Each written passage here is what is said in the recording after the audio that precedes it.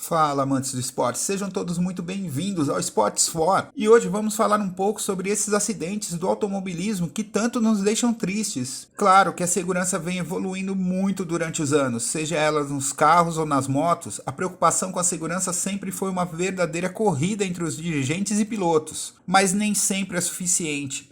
Como nesse final de semana em que o acidente vitimou Jason Dupasquier, de apenas 19 anos. Dupasquier estreou nas motos com apenas 10 anos de idade, correndo na Supermoto. O piloto suíço havia feito sua estreia na MotoGP na Moto 3 apenas em 2020, pilotando a KPM da equipe Prustel. Esse ano, ainda pela mesma equipe, conseguiu seus primeiros pontos e vinha evoluindo no campeonato. E são tantos acidentes, mas é impossível não lembrar do acidente de Tomizawa, que ocorreu em 2010 no GP de San Marino, e também de Simoncelli, que aconteceu em 2011, ambos em circunstâncias muito parecidas, onde o piloto que estava atrás não consegue desviar. Nesse caso, é ainda mais complicado para o piloto, pois, apesar de não existir a culpa, não existir a intenção, não existir nada que pudesse ser feito para evitar, existe o envolvimento. De lá para cá, várias medidas foram tomadas, visando a segurança dos pilotos. Alteração nos macacões, alteração nas áreas de escape das pistas e até a revisão de lugares onde correr. Mas, infelizmente, alguns esportes envolvem o imponderável.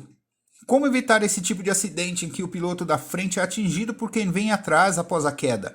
É impossível proteger o piloto nessas circunstâncias? Como fica a cabeça do piloto que ainda precisa correr na mesma pista, no mesmo dia em que isso acontece? Como é possível comemorar uma vitória ou um bom resultado? Dá para passar por cima disso e simplesmente correr como se nada tivesse acontecido? É bem difícil, porque até aqui para a gente que acompanha, foi complicado o dia de ontem.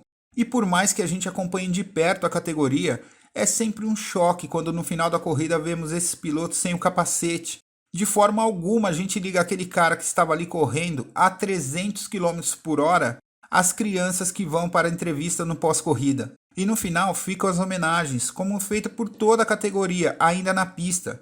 E a bela homenagem feita por Fábio Quartararo, vencedor do GP da Itália, que correu com o nome do jovem piloto estampado no capacete e comemorou a vitória com a bandeira da Suíça. Vale lembrar que Quartararo tem apenas 22 anos. E nosso sincero pedido de que haja um pouco de conforto à família e amigos, aos pilotos que convivem com tudo isso de perto. E nós seguimos aqui acompanhando de perto o mundo da velocidade. Então se inscreva no canal e deixe seu like e ative o sininho de notificações. Vem com a gente, vem pro Sports For.